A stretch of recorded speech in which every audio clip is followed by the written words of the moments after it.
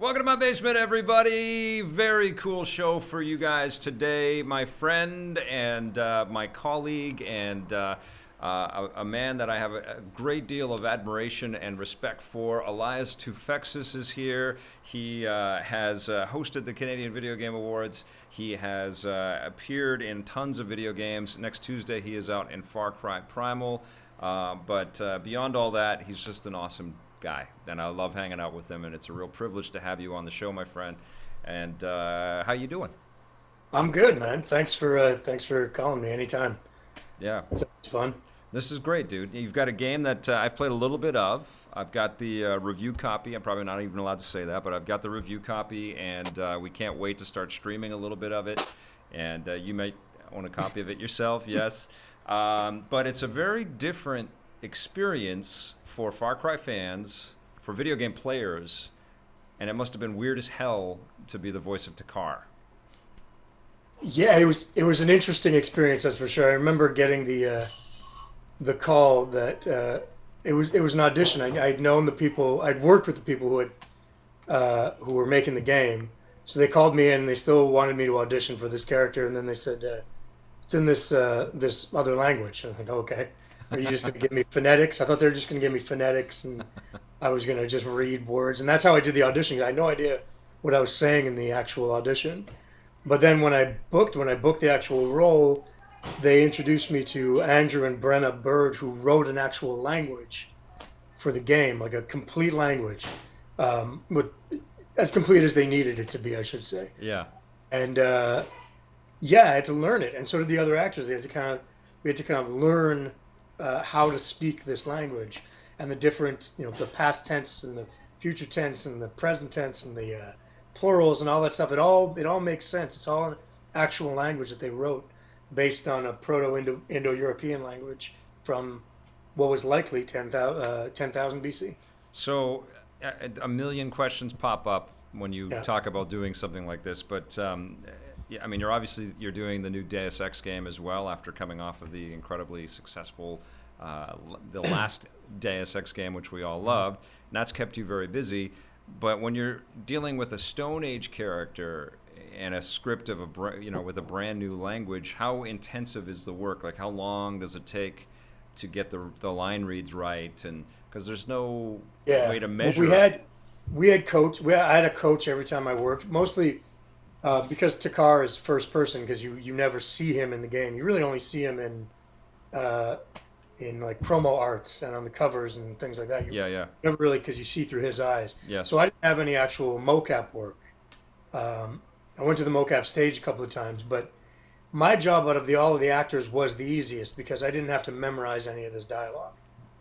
I had most of the dialogue, but my dialogue was obviously written out for me in a sound booth, and I had Andrew Bird, the linguist, on Skype at all times. right, So I was able to say the language once I learned it, because we had meetings ahead of time. All of the actors had meetings to learn the language and stuff like that. And once I learned it, uh, I had Andrew there, even if I had known what I was going to say and how I was going to say it. I liked having Andrew there to help me in case I wanted to change the line. Sometimes we wanted to change lines. And I'd say, how would I say this? How would I actually say, what words would I use to say these lines? And he would go and be like, give me 5 minutes. And he'd come back with a completely uh, new line that words he hadn't invented yet. Um, so I had the easiest job. But if you watch any character you play, when you play the game on Tuesday, you'll see any character you meet, the actors there, they were all performance captured. yeah, So they had to memorize a completely dead language, or completely new language, and they had to act in this language to camera like you would in a film or television show. And also they had to think about the way they move their bodies, because you're not going to move like a modern man. yeah. So I give all the credit to those actors. What they did, and I've played about halfway through the game already, and what they did is incredible. Yeah. And It certainly feels authentic. Did you have scenes with other actors? Did you have to go back and forth I with I anyone? went in to work with them for them. They never recorded me Yeah. with another actor. Okay. We just recorded in the booth. Right. But I went in for the other actors occasionally, Not all the time, which is unfortunate, but occasionally I went in to give them the lines off camera. Otherwise, you got a cameraman feeding them lines and stuff, and that's hard. For sure. It's already hard as an actor to talk to a camera, Yeah.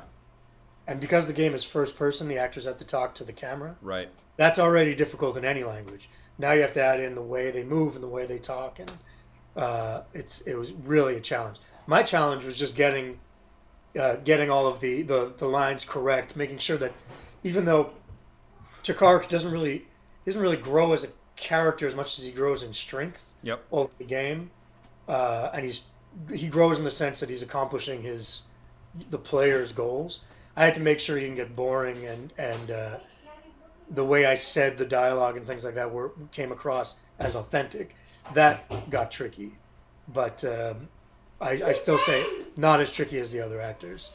Now we're hearing your kids back there, which is awesome. Thanks for doing this on a Friday afternoon. It's great. It's Yeah, great. he's doing something. My wife's trying to wrangle my 3-year-old up there. Oh, it's great, dude. You have three faces behind you. You've got Marlon Brando as the Godfather. You've got Alfred Hitchcock, and Yeah. who's this guy right there? Which one? Who are you pointing at? But right beside your arrows.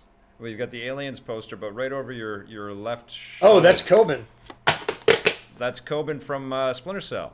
Yeah. That's awesome. Hey, hidden behind the TV is Adam Jensen. It's like your little studio audience back there. I love it. Dude. Yeah. It's fantastic. Now, Blake, we've got a bunch of people in the chat. I see this thing is lighting Yes, up we do. already. Let's get a couple of questions from people. Okay, the first one comes from Kelnus01. Yep. He wants to know, Elias, did you have to alter your voice in any way when you voice Adam Jensen, or is that how you sound naturally? I didn't hear it completely. Oh, Did I sorry. have to alter my voice for So, Adam Jensen? Blake, I can hear Blake, but your audio is going through a different. My audio is going through a different microphone, so you can't hear him. Did you have to alter your voice at all when you did Adam Jensen? Only a little bit. Only in the sense that Adam's more stoic. My voice is pretty much Adam's voice. Yeah. But he's a little more kind of, he's a little gruffer than I am. Little Here's more. the thing: when Adam yells, because my voice is Adam's voice, but when I yell, my voice comes kind of up here. Yeah. Like shut up, my voice was there. Yeah. But Adam, his voice never raises. So the scenes where I had to yell, I had to keep him here and yell. Right. That was the trickiest thing about playing Adam. Other than that, it's pretty much my voice. Awesome. Another question, Blake? Yeah, Mr. Precision wants to know, does Adam have a good side of his face, a la old actors from the 1950s and 60s? Does Adam Jensen? Or, sorry, does Elias? Does a lot? Sorry. Okay. Oh God, yeah, no, I like the right side of my face. I hate the left side of my face. It looks weird. What? Really? Actors. Dude, I can't. I'll get on set and I'll Yeah. do a TV show and I'll try to artistically figure out a way for the director to put the camera on the right side of me. It Like, should. you know what? He would be turned this way, I think. I'm completely just trying to justify it because I don't like the left side of my face. It's your paintbrush, right? It's your vessel. It's the way that you. It's create what your makes you art. feel comfortable, right? Yeah. That's what it is. No, I hear I you. mean, sometimes I have no choice and I'll just have to make myself feel comfortable. But yeah, no, there's always, my whole life, there's always been one thing that bothers me, but every actor has that. Yep. Oh, every person has that. Many things would that imagine. bother every person, I'm sure. Let's talk about Far Cry Primal a little bit more because obviously this is a game that stands out in its uniqueness. Not just from the franchise, but we don't get to play cave people that often in video games. What did you think when Ubisoft presented this to you? Because it must have been like, are you sure? Like, really? That is funny. That was my reaction when they're like, it's going to be in completely a different language, a made up language that nobody understands. And then I thought, oh, that's really cool. Wait, that means everybody's going to have to read the entire script. Everything is going to have to be read. And they took that. It's a calculated risk because they had initially tried before I came aboard. I believe they had initially tried just doing it in English. Mm-hmm. I'm sure they had the dialogue lowered to like, me caveman, something like that. Yeah. But they said it just didn't work. People were laughing at it. Yeah. Sounded like the Flintstones. If they wanted it to be, not the Flintstones, Captain Caveman. Remember Yeah. Captain Oh Caveman? yeah, for sure. They wanted it But to now be, I'm envisioning a Flintstones first-person shooter, which would be kind of awesome. that would be cool because then Yeah, you get all the animals that you can shoot with it'd and be things amazing. like that. Yeah, I thought so. They said we tried it in English, and then we decided that we have to make up a language, and that's when they called those Andrew and Brenna. Um, but yeah, of course, I came aboard and I was thinking, is this a good idea? I personally think it's a great idea. Yeah, Personally, yeah, because I don't mind reading. I love. I mean, as you can see, I'm a film buff, yeah, so I love foreign films. I never have an issue reading subtitles, yeah. but I know a lot of people do in films. So I was thinking in games, or is somebody going to like that, or are people going to like that? And I mean, I don't know. I guess we'll find out. But Well, playing the game, once you learn the kind of the rhythm of the language, yeah, you kind of you're glancing down and getting the lines, but the lines are coming much faster than the performance, if that makes sense. mm-hmm. So you can get the line and then look up and watch the rest of the performance, and it still works for me. So I'm excited for people to find out to see it. Well, and I think what it says too is that this is a medium that really craves originality and risk taking and Yeah. authenticity, and those are things that Ubisoft I think really tries to hit. They don't always succeed, but I think they really work hard to give us games that resonate with authenticity, and that's kind of the cool thing with Far Cry Primal is that you think, okay, gimmicky, this is kind of like Blood Dragon, Redux or whatever, and then you get it and it's like, no, I've never really experienced this kind of terror from every direction because I'm a scrawny little dude in a land of saber-toothed tigers before. This is Yeah. cool, right? You had to project, and that's I think what's interesting about your Takar versus your Adam Jensen is you're terrified all the way through this game. You are completely like in harm's Yeah. way every 2 seconds. Yeah, you can't. Damn honey badgers and there's no honey badger. The badgers and the jackals. They're not called jackals in the game. I don't remember what they're called, but every time I'm just hunting or trying to find and just jackal. Get off! That's awesome. Hey, yeah. how is it working with Ubisoft as opposed to Eidos Montreal? And these aren't the only games you've worked with, or companies that you've worked with, but is it similar? I mean, it's probably the same kind of process, but are the developers and the way they communicate what they need? Not really. Actually, to be honest with you, a lot of times I'll go to a mocap stage, and I'll be like, "Hey man, what's up?" And then I'm like, "Wait a minute, you were working for Eidos last time I saw you." Yeah. And then vice versa, I'm at Eidos, and then it's somebody who's working for Ubisoft. They kind of, a lot of people don't realize this, and for a lot of programmers and people who work on the stage, and they're on contract for that project. Right. So they get that project when it's over. They either get another project with that same company or they go somewhere else. So for me, I'll come in and I'll work with people who I've worked on Deus Ex, and then I'll come in, oh, you worked on Splinter Cell, and what I mean, it kind of all mixes together. I don't really see much of a difference. The only difference I see is what I'm really appreciating what Eidos is doing with Deus Ex is they're really putting the actors out. I mean, this is a selfish reason, but for me, but they're putting the actors out there. Yeah. Like we're gonna go do starting I think next month. We're gonna start bringing the actors to PAX and to Comic Cons and things like that. I mean, I was doing it all year last year, but I asked if we can bring like the cast with me. Yeah. And they're gonna bring 2 or 3 of the actors with me, and they're really putting us out there, and I really appreciate that because I know I'm well aware that we're one part of a giant machine of a game. Yeah. Even artistically, we're only one part of a giant artistic machine. Yeah. But to be fair, we're the most visible part, or at least audible part. Yeah. Yeah. Performance capturing it's the most visible part too. And I'm well known now for my video game work, so I want to promote.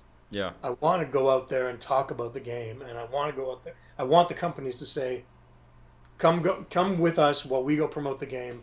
Well, they don't even have to talk about me. I just want to be there. So if people have questions, I can answer it and I can talk about how proud I am of this part of my career. I mean, this is stuff that has to happen. I mean, we have to, the game making community and the game the game consumption community, the gamers out there, we kind of have to recognize and appreciate that the actors that convey the stories and the narrative and do the performance capture and all that stuff are very important ingredients.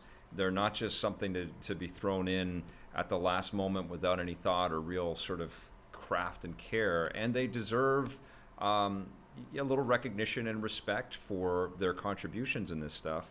But it's kind of an interesting time right now. Obviously, we're hearing about the I think is it the SAG, the Screen Actors Guild, in the States, is having issues with the gaming industry, and there has been some movement towards a potential strike at the voice acting level. So there's some tensions, and I think the tricky thing here is to not go the Hollywood route and just give all the credit to the performers, but to give them some credit, And I think.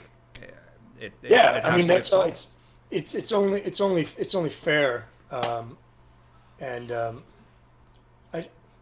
it's like you don't. I appreciate that even if I do a good performance capture day of work, I'll go watch it. I'll be like, you know what? I didn't tilt my head there. The animators did that later. Yeah, works better than what I did. Yeah, and I can appreciate that, but. Whether they like it or not, video game companies like it or not, people, at least what I'm experiencing at conventions and social media and things like that, they want to meet the actors behind these characters that they're falling in love with. Yeah. I'll go to any Comic-Con, and the people who come and meet me, it's not because of me. It's not Elias Toufexis they want to see. Is they want to meet Adam Jensen. Yeah. They want to meet Coben. Surprisingly, a lot of people want to meet Coben. Well, they want to meet the people that embody the characters that matter to them, and I think that's the takeaway from this, and why this has to this friction between the acting community and the game development community has got to get solved, because we're moving to a much closer photoreal kind of reality for games and a much more sophisticated way of telling these game stories. So actors are an incredibly important part, and there needs to be a little bit of a harmonious relationship there, because gamers don't want to play games with shitty actors in them, and we don't want acting to be such an eyesore or a sound sore or whatever. We want to feel like we are getting lost in that performance and actually feel that story and are swept away with it all. So it's an incredibly vital part of game making, And there is a star system. Yeah. Star. I don't like using the word star, but there is a Troy Baker, Roger Craig Smith, Nolan North, guys like that. Yeah. They're on a tier, right? Yep. And people want to buy games that they're in. Sure. Hopefully, I'm at that level too. But we'll see. Well, you almost had two games come out on the same day, and that was something that we talked about on EP all the time. How was it on your end? I mean, we all thought it was hilarious, but it must have been. Does Atticus want to answer this one? Do you want to say hi, buddy? Hello. How you doing? Yeah. Good.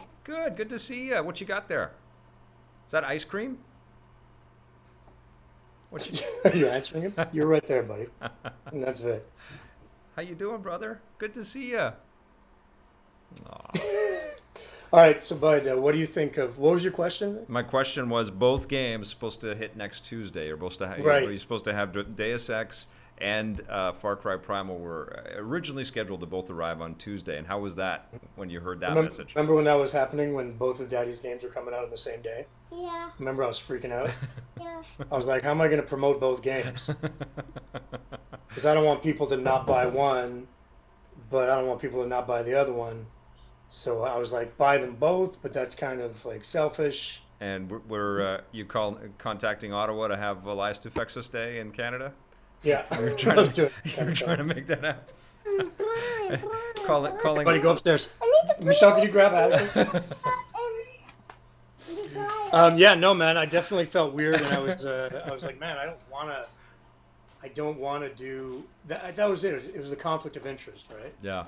Like I didn't want to have that conflict of interest where I'm like, okay, buy Far Cry, but also buy Deus Ex. In a weird way, Deus Ex is kind of a big part of my career. Yeah. So that's a character I'm probably most known for. Mm-hmm. So maybe I'm kind of leaning toward Deus Ex, but I don't want to say that because I want people to buy Far Cry. Yeah. So it was that kind of thing that was kind of tricky. So when they moved it, I was relieved, to say the least. I didn't want them to move it 6 months, but it's for the best because we're just adding more and more stuff to the game. Well, let's talk about Deus Ex right now. Where do we find Adam Jensen at the beginning of this game? Like, what's? It's not that. Michelle just said, "Is this live?" What's happening now? Hello, Michelle. Hi, Victor. See you soon. See you soon. Love you guys. Love you too. Okay. Bye, Victor. Bye. I love your family, by the way, brother. They're All right, there she's locking them up. She's locking them upstairs. They're all awesome.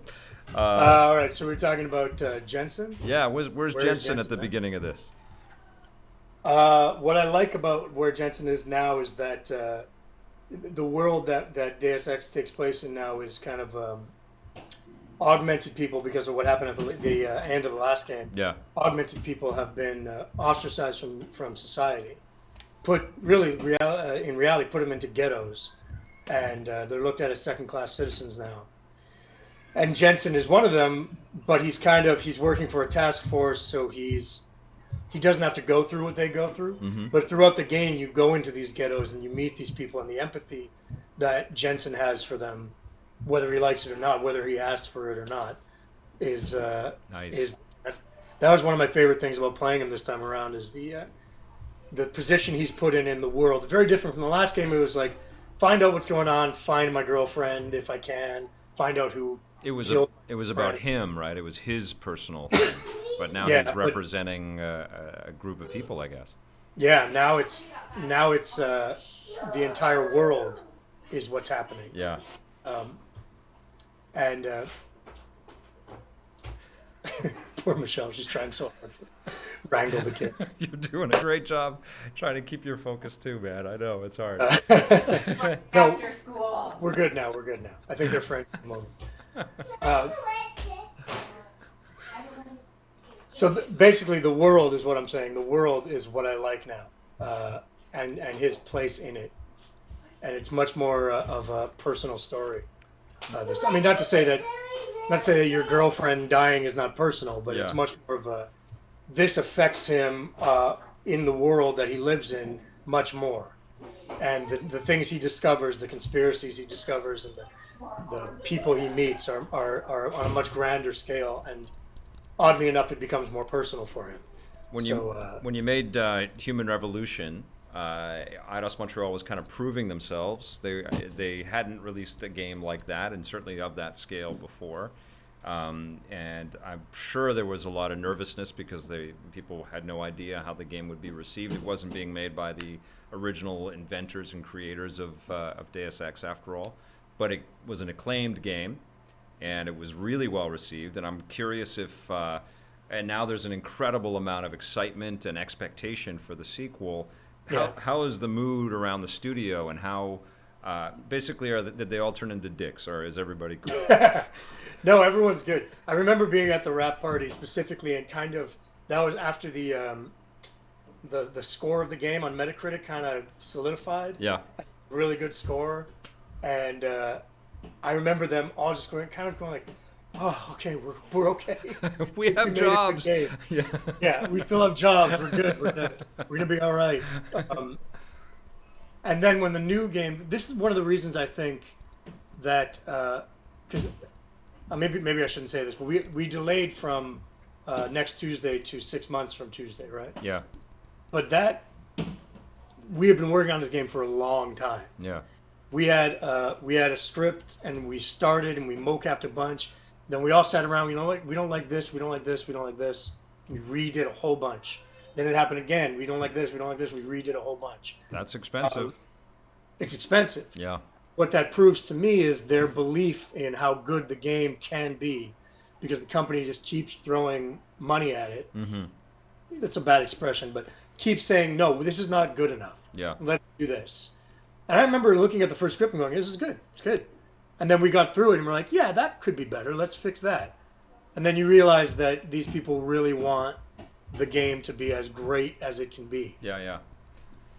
Hey, Elias, what's good game writing? When you read it, can you tell right away? Yes, I can. Well, I can tell what bad game writing is. Okay. Good game writing is good any writing, any like script writing. I'll tell you the truth. A lot of game writing is better than a lot of the TV writing of shows that I audition for or work on. I mean, we'll talk about the Expanse later, but that's one of the things I loved about the Expanse. It was like, man, it's finally a good script in the sci-fi world. Yeah, yeah. But I can tell bad game writing when you get to a point, when you get to a script, a line, and you're like, wow, you're trying just to be a cool video game character now. You know? Which is hard for Jensen because a lot of that can fall into that. It happened a few times in Human Revolution. Yeah. That was just me trying to be cool. That didn't work. So it was hard with Jensen to stay away from that. But I think we did it. That was one of the reasons why we were like, let's fix that. Let's change that. Yeah, yeah. And you know, while we were changing the script and they were buying more time, they would just add things to the game. We're like, I'll come in one day to fix a script that we had done, and then they said, you know what? We added an entire side quest now that goes with this because we liked it. So the more they delay, the more they added. So yeah, I think it's going to be a really, really good game. I cannot wait. I cannot wait. It's one of my most, the things that I'm most excited for in 2016. But Blake, we must have a few more questions from I viewers. got loads. Okay, let's hear them. Okay. Tamus Dada. I think that's the right way to say Tamus that. Dada, hello. He wants to know, or she wants to know, Elias, were you surprised that Jensen was in the sequel to Deus Ex? Were you surprised that Jensen was in the sequel to Deus Because Ex? his story seemed as though it was finished at the end of Human Because Revolution. at the end of Human Revolution, it kind of felt like a contained unit. Well, I like work, so I was happy. I can't say I'm surprised because I mean this has little to do with me, more to do with how they presented the game and how good the game was and the art direction and me. Yeah. But the character kind of hit this thing with the public that is very difficult to do. Yeah. Like I'll go into video game characters and you'll see the guys from Halo, you'll see Ezio from Assassin's Creed, and you'll see Adam Jensen. You'll see Nathan Drake, and you'll see Adam Jensen. To get to that level of that type of character is not easy. So I think when the marketing team sat around and said, how are we going to, or rather not the marketing team, but the writing team sat around and said, what are we going to do for the next game?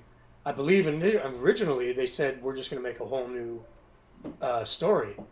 And I think that they came to a consensus that you don't want to waste this character who has become so popular. Sure. Like if Uncharted 2 wasn't with Nathan Drake, right? People would have been like, "Oh, it's a good game," but that character became so popular. Kind of like Raiden in Metal Gear Solid 2. Yeah. Yes. Yeah. Yeah. But so I think that's the decision they came to. So, frankly, I mean, maybe this is bragging a bit, but I wasn't surprised. I was like, yeah, of course. Why wouldn't you do that? Yeah, yeah. Why wouldn't you bring this really popular character back? And yeah, I hope it's not over. I hope they've made 4 Uncharted. I hope we make 4 Deus Ex games. I have no idea, but yeah, that would be really cool. I'll play this character for the next 10 years. I don't care. Well, he doesn't have to age while I do. Well, obviously we don't like any spoilers going out there. We all just want to play the game, so we'll have to reconvene on that after we beat the game. We'll have you back on the show, and we'll talk about the potential possible future for Adam Jensen. Blake, there's got to be another question. Yeah, The Last Disciple wants to know if the next Deus Ex game is going to have more refrigerators. The Last Disciple wants to know if the next Deus Ex game is going to have more refrigerators. I think every level is going to have 6 to 10 refrigerators. I don't know. Sure. There's going to be more things to throw and more cardboard boxes to hide behind and things like that, I'm sure. More widgets. Yeah, more Coke machines that you can chuck at people and things like that. More technology. I love it. Another question? Yeah, Mr. Precision, our old friend, wants Yep. to know, how is voice acting different than traditional acting? Okay, Kyle, Mr. Precision wants to know, how is voice acting different than regular acting? In the case of most video games, there's not much voice acting anymore. Yep. Takar, obviously, for Far Cry was, because you never see him.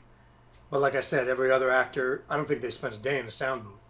Every other actor is there on set in performance capture gear. And that's just like a film or television to a degree. There's technical differences, of course, but And they're collecting the audio as well as all of the visual information Yeah. and data that's tracked and then put into the computer. yeah, exactly. Yeah. But you don't, I mean, aside from waiting for lighting, there's not much difference between a film and TV. It's kind of like performance capture is kind of like doing a play, Right. because a play in the round, because you never have to worry about camera angles, you never have to worry about lighting. You just kind of have to focus on what you're doing. But to answer the question, I mean, in voice acting, the difference from the actor's point of view is nothing. There's no difference. You have to justify and support every choice you make, regardless. I don't look at it as, oh, this is a voice thing, so I'm going to change the way I do it. Yeah. There are technical little things. Like, here's a little trick. A lot of times, as an actor, if you have to say a lot of P's in a sound booth, obviously something you don't worry about on set. But if you have to say a lot of P's, there's pops and buzz. The wind gets into the mic, so you just put your finger in front of your mouth. Yeah. Say it. That's the only difference. Technical differences. From an actor's point of view, there's no difference. You approach the characters, the cliche, what he wants, what does he need in the scene, what's he trying to accomplish, et cetera, et cetera. That's Awesome. it. Awesome. Well, let's talk about the traditional style of acting for film and television. We've got a great example of that in your recent guest stint on The Expanse. And it's a terrific show. I encourage everybody to check it out. It's an intelligent sci-fi show. Sci-Fi is the company that's paying for it, and it airs on the Sci-Fi Network. I believe it's probably on Space in Canada. And it is definitely, stylistically at least, in the vein of Battlestar Galactica. But I think there's even more layers and more complexity and a little bit more grounded, even though it takes place in large chunks in space, but there's a little bit more grounded humanity in The Expanse, and it's some thrilling stuff. And tell us about your work on the show. Yeah, I love The Expanse. It is, a lot of people talk about it like being the next Battlestar Galactica. It's a little less soap opera than Battlestar Galactica. Yeah. Much more grounded in kind of characters trying to, there's no love stories, and there's characters trying to figure out their place in the world and trying to figure out this giant conspiracy that's happening. Yeah. But it's incredibly well written, and the best thing about that show for me was that I had auditioned for one of the regulars on the show, and it came down to me and the guy who got it, and so I was really disappointed. Yeah. Because it was such a good show, and I thought, Which guy? Can you tell us? So I auditioned for Amos on the show. Okay, he's the big tough guy, right? He's the big tough guy. Yeah. And it's the first time, and I say this in all honesty, 90% of the time when I lose a role to an actor, and I'll see the actor, Yeah. I'll see the show, I'll be like, what the hell were they thinking? It's a bad idea. I would have done 100 times better. Yeah. But in this case, and I say this truly, when I got on set and I started work, because a lot of my scenes were with him, Yeah. I was like, oh my God, that's perfect. Yeah. He has something that I don't have. Yeah. He is terrific in the role. It would have been great to see you in the role, but he is, like, I don't know most of these actors. Thomas Jane, there's a couple of familiar faces in this thing. It was cool to see Jared Harris in there. But amazing, right? But most of them, I think, are unknowns or up-and-comers, and that guy actually stands out, the guy that plays Amos. I don't know what his name is. Wes Chatham. Yeah, he's wonderful, and he does things. Oh, you said you didn't see the last episode yet. Yeah. There's a couple of things he does in the last episode in particular where I'm like, I couldn't have done that. Yeah. Like, I would have done that so differently that it would have changed the character. Right. So it's one of those times where where I watched it and I said, yeah, that makes sense. But then what ended up happening, so I thought, I didn't get this role, I lost it. Then they had called me and they put me on hold for another role, just randomly, on the show. And I was like, oh, okay, maybe I'll be on the show. How many episodes? It was going to be something like 4 episodes. I thought, great. And then I didn't get that either. Oh! And so now I'm like, they just, I don't know. You're like, F you, Expanse. I hate you. I'm dying, right? Because I love, you understand, I do a lot of sci-fi TV. I do a lot of television and stuff. Yeah. And I hope I'm not insulting anybody. They're probably not watching this, but Yeah. it's 9 out of 10 times it's terrible. Right. And I'm like, I'm doing this for Real money. Real talk with Elias Toufexis right here. I'm doing this for money. I'm doing this to get my career going, to get more people to see me and that kind of stuff. Yep. But The Expanse was so well written, and I liked it so much. It was real science fiction. And I'm looking at this, going, man, I can't believe I'm not going to get on this show. And then I got a call from my agent saying they wrote you a part. Wow. And I was like, oh, great. Wait. The thing about being an actor when you audition for something and you don't book it, a lot of times your auditions are really good, but you're not right for the character, which is a perfect example for The Expanse for me. Yeah. But then the directors or the producers go, we really liked you, so here's cop number 2. Right. Or something like that. Because we like you, we want to work with you, but here's like a guy who says, over there, sir. Or something like that. Yeah. So I asked my agent, I'm like, what is it? And he said, I'll get back to you. So I'm sitting there going, it's going to be a cop or a guard or something. He's like, no, it's 5 episodes. It's the complete last half of the season.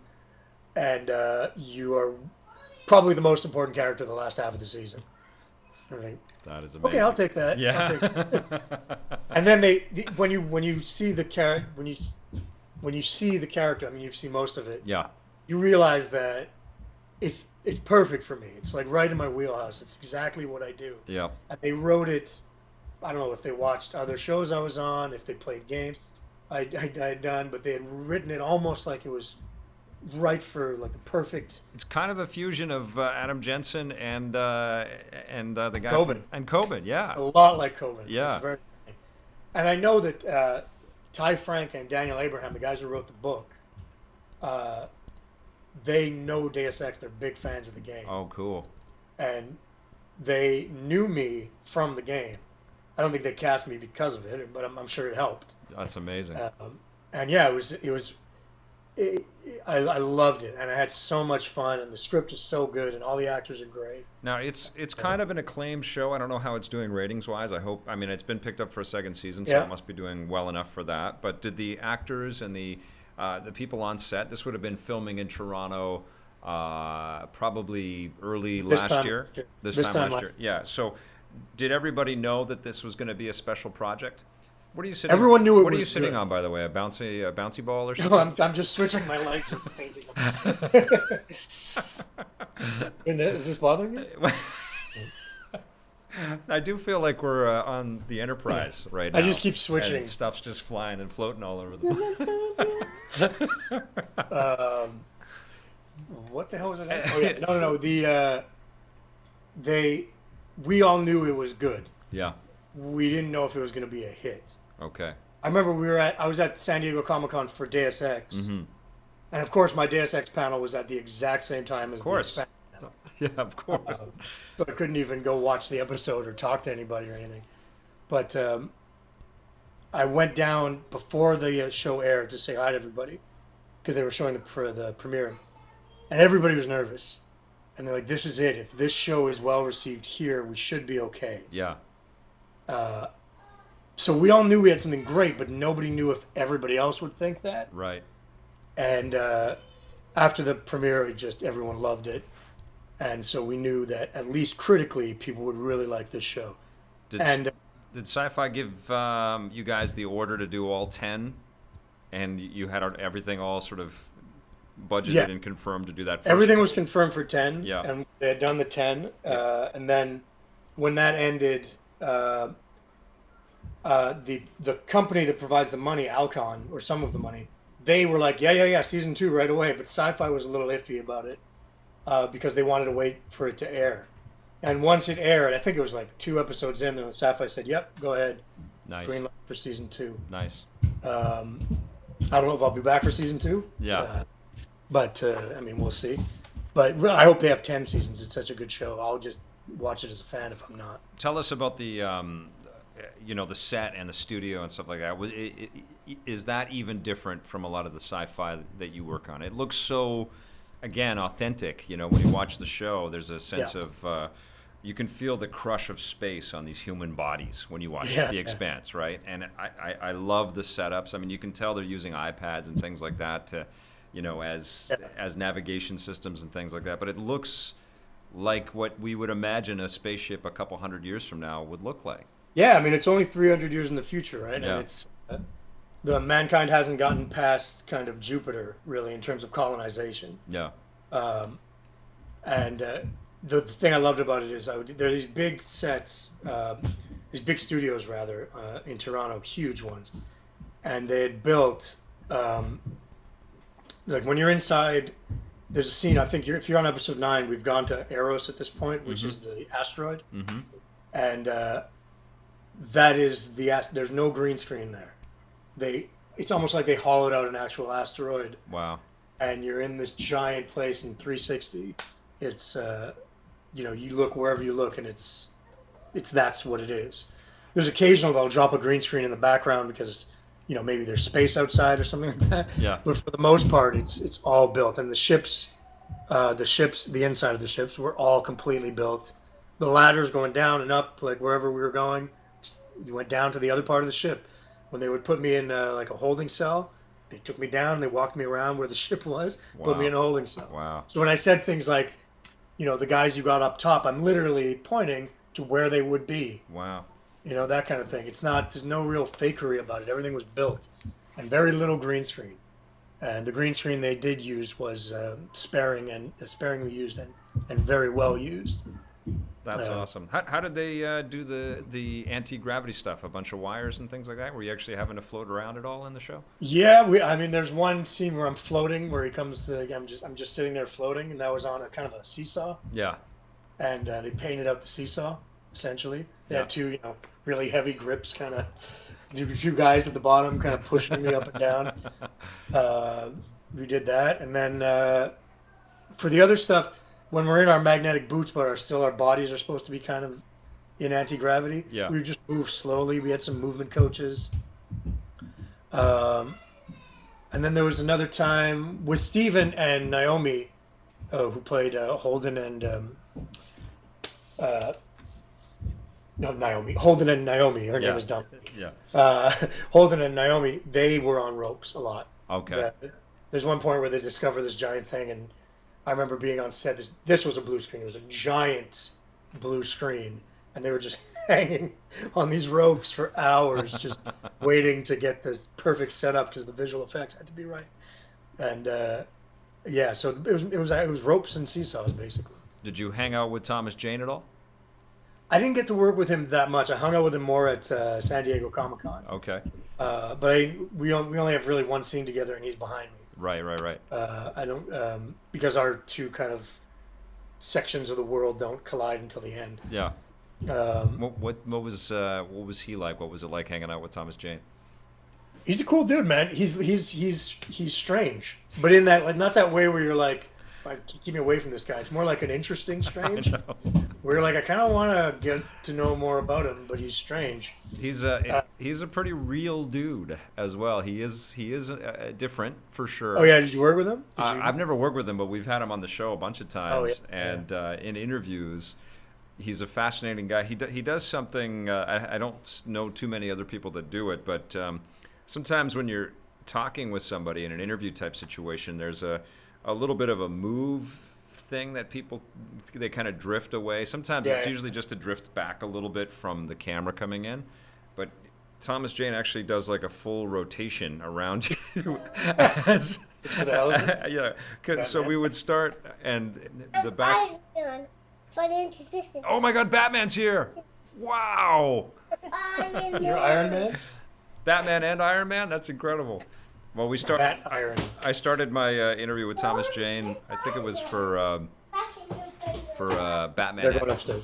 That's all right, for a Batman animated thing, and he was against the backdrop like you normally would be on a red carpet thing, Okay. And then we ended up rotating around, and I'm shooting all of the other people that are doing other interviews, and then I'm shooting the PR people that are behind there, and then I'm shooting the tables with bottles and people sitting down doing sort of text interviews and stuff all the way around. Just did a complete circle. It was very interesting.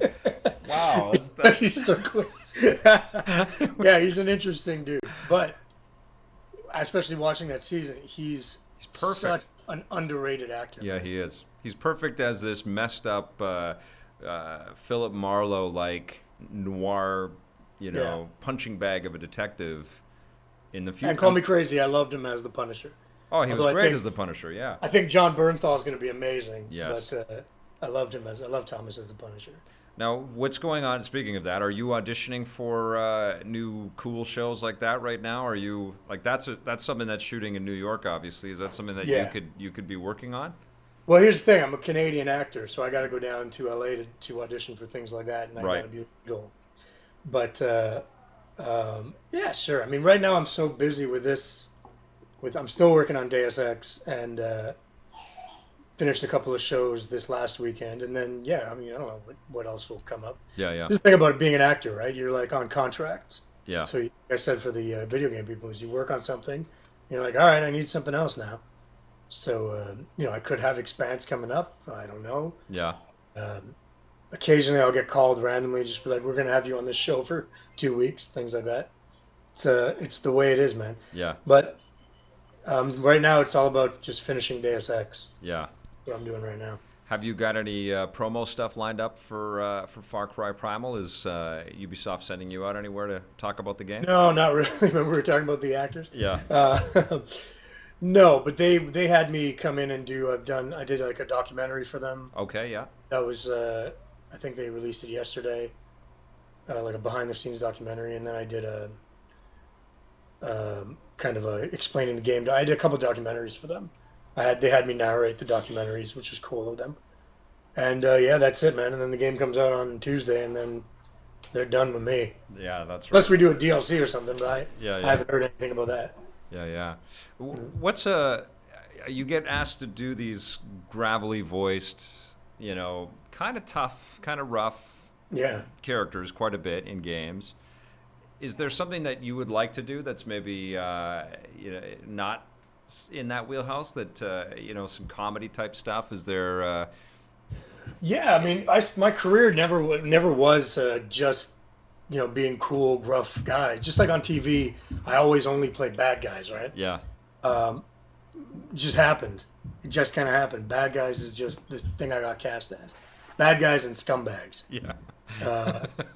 And the same thing happened with video games. Is that, and commercials and things. That when I started in doing voice commercials. Yeah. There's a thing in Quebec called the SAQ. It's in the rest of Canada, it's the LCBO. It's the place you can buy alcohol. Yeah. Legally, it's a government mandated place you can buy alcohol. Right. And I did the SAQ ads for years when I lived in Quebec, and they were here. There's like this Saturday and Sunday at the SAQ. Come on down. Yeah. That's what I would do, and people would bring me in for those kind of things all the time. And then suddenly, I think because of the video games and stuff like that, agents started hearing me in my normal speaking voice and saying, let's send him out for that. So now I'm the voice of Lexus and the voice like anything cool and gruff. Right. Then I won't get a call or an audition for like 3 weeks. Yeah. And I'll call my agent. He's like, well, they're all kind of like, like Dunkin' Donuts commercials and Bell TV commercials. And I'm like, I can do that, but nobody wants me to do it. Yeah. Like one of the first characters I played in video games was Federico from Assassin's Creed. Yeah. And he was here. Everything I did was here. Right. This is how he sounded. He didn't sound gruff. He didn't sound mean. Yeah. But nobody ever calls me for that. Right. I could do it, but nobody calls. It's a blessing and a curse, right? It's a blessing because people are like, I want him because of his voice. Yeah. And it's a curse, which is like, I can play other things, right? Yeah. But it's the cliche, the getting typecast thing. I know. Honestly, man, as long as I keep getting work, I don't care. Yeah, and that's part of the battle, being an actor, for sure. Well, I know that you're a gamer as well. Is there a series or a game company out there that you are dying to work on or for? Sure, yeah. Two of my favorite companies are Naughty Dog. I love Naughty Dog games. Um, The Last of Us for me was like a game, pun intended, a game changer. Yeah. Like I adored that game. It was like playing a movie. I loved it. Naughty Dog, I would love to work for, and I know all the people at Telltale Games because we had done this great thing in San Diego where they did a live read of The Walking Dead, Yep. and they asked me to narrate it. So I was there with all the actors from The That Walking was Dead. in narrate. Petco, and you went with, I think Blake went to that, and I think Marissa Yep. was with you on that one. Which is Marissa so was there. awesome. Yeah. Yeah, it was super cool, man. So I know all those guys, and I love the Telltale Games. You know they got So a Batman game coming up, right? Yeah, I know. That's gonna be cool. Yeah. So I love the Telltale Games, and I'd love to work on one of those. Mostly because those are the games that require the most acting. Yeah. Like I showed you one of my favorite games. I showed you. I don't know where I put it. The Rainbow Six, right? Yeah. My favorite games. And I asked Ubisoft. I said when they were making it, I'm like, man, you got to give me a role in this. I was in Rainbow Six Vegas 2. I played the bad guy in that game. I said, you got to give me a role in this. And they're like, you don't want a role in that. I was like, why? And then you play the game, you realize there's no story. Yeah. Everything you do is grenade, get down, no. And you're like, you want to do 3 days of that? It's not really. You don't really want to do that. And so games like Telltale Games and the Naughty Dog games they're really actors games, Yeah. right? Interesting. Yeah, for And sure. Deus Ex too, right? Yeah. Of course. When Really you're not only starting to get recognized for your great work as a voiceover artist or as an actor in games, but you're also starting to really meet the community. You know, thanks to the CVAs and thanks to things like the Comic-Con stuff and the E3 things that you've been able to travel to. Are you having a lot more discussions with developers? And because I think primarily you've worked with Toronto and Montreal-based teams, and probably a little bit in Vancouver. Are you starting now to talk with more international studios? Sure. Yeah. I mean, one of the things I'm doing. I mean, this is kind of boring, kind of mundane stuff, but it's. I've done the whole application process for the green card, and so probably this year, I'm gonna head down to the States and hi, honey. Do all the meetings and meet with people like Telltale and like Naughty Dog and say, look, I'm here now. When you go to those meetings, Yeah. bring Isabella and Atticus. Yeah, that'll work. They'll be quiet. Yeah, I'm sure they'll be very quiet. Like, look, this is not what my life is like. Can I bring them to set? Is that okay? Actually, I love bringing my kids to set. Only on lunch, but I love bringing my kids to set. Yeah, for sure, man. I mean, this is reality, man. This is real life. They're all in it with you, right? They're on this crazy adventure with you guys. Yeah. And we're in your office right now too, right? This is where. Well, it's kind of like my man cave. Very nice. With my television, my Coben. We shot some fun stuff in there for the CVAs one year. No, this is different, man. I've moved since then. Oh, you have? Okay, right. Yeah. On. Okay, Blake, you got a question or two for? Yeah, for I've got a couple of Okay. more questions. Okay. Big Fatty Floyd and John Nicholas both want to know what game are you looking forward to the most this year? What game are you looking forward to the most this year? What game am I looking forward to? I don't know. I've been so focused on freaking Deus Ex. I don't know what's. Well, the Batman Telltale game. I don't know if that's here. It is, yeah. But yeah, I'm gonna get Michonne too. That game I'm really looking forward to because I love those Uncharted 4, Yeah. of course. No, I'm not down here. It didn't work. Yeah, I mean, what else is coming up? What am I missing? I think those are all perfect choices right there. I think those are. And I get all the Major League Baseball games in the. You're too high. We're looking up your nose. Sorry. Ugh. Hello. I get all the Major League Baseball games and the NHL games. Awesome. Okay. All right. Cool. That was who asked that? Big Fatty Floyd. They heard you. That was Big Fatty Floyd and John Nicholas. Yeah, they heard you. Okay. What's next? I have another one from Big Fatty Floyd. Okay. Big Fatty Floyd is very vocal. It's kind of serious. Okay.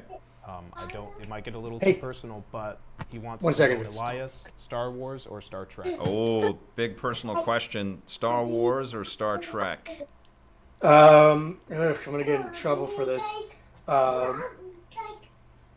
Wait, Star Trek, but not the new Star Trek. Yeah.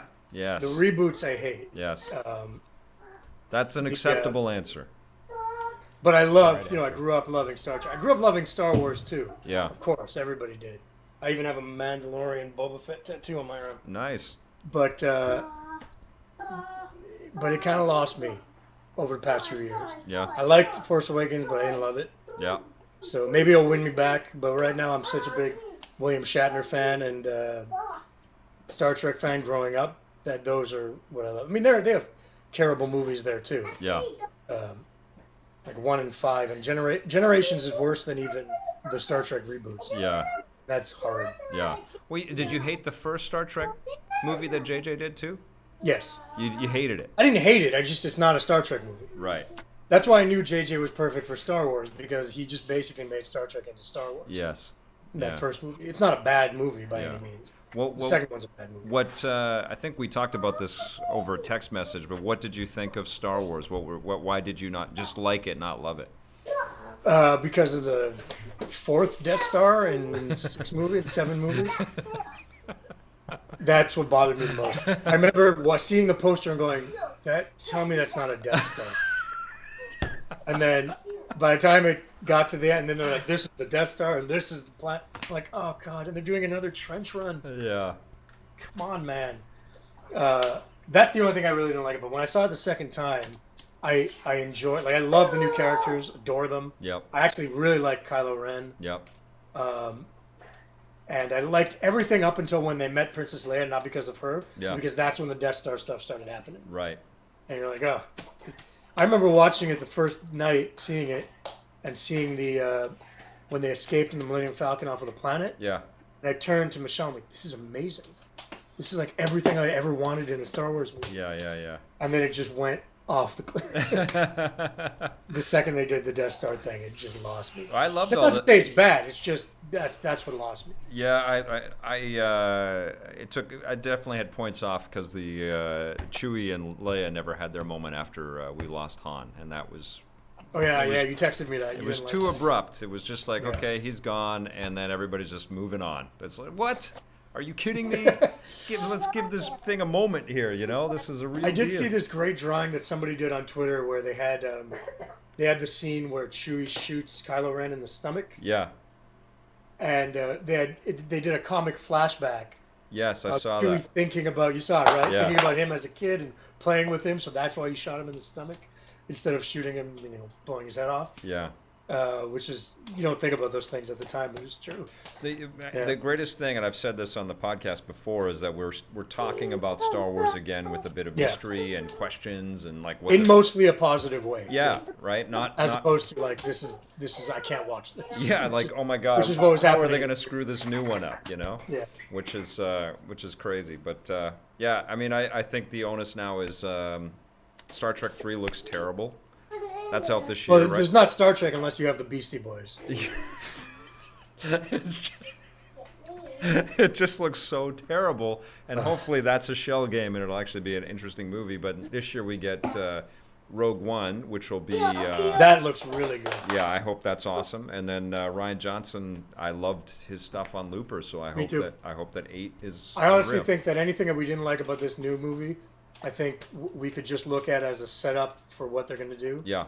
And they're not going to just reboot Empire, I hope. I will posit this. I will throw this at you about the Death Star. Okay, if we suppose that this is an analogy for the Nazis in World War I and World War II, then the arrogance of this resurgent force saying that we can accomplish what our past force could not do using the same things. That's why they said we're going to do. We're going to do the Death Star again, but Or better. it's bad writing. Or it's bad writing, sure. Or it's a lazy out. Yeah, that is going to be familiar for everybody. Oh, Atticus is down here. I can forgive it though. I just can't. Yeah. I can't forgive that moment. I love that Atticus has been doing laps down there. That's I'm incredible. so Yeah, sorry. I know. I thought he was with the girls upstairs. Come on, Atticus here. Pizza. Go get pizza. We're almost done. Any other questions, Blake? Yeah, sure. I have one last one from the Last Disciple. Last Disciple's got one more for you. Okay, if Ah, the cool. Expanse were a video game, what style of game would it be? Point and click, RPG, RTS, a little of all? What does Elias think? Okay, what kind of video game would best satisfy the Expanse? Oh, it would have to be something like a Telltale game, Okay. because it's the Expanse is all about story and character development and things like that. Or you know what, actually, you know what would be really cool?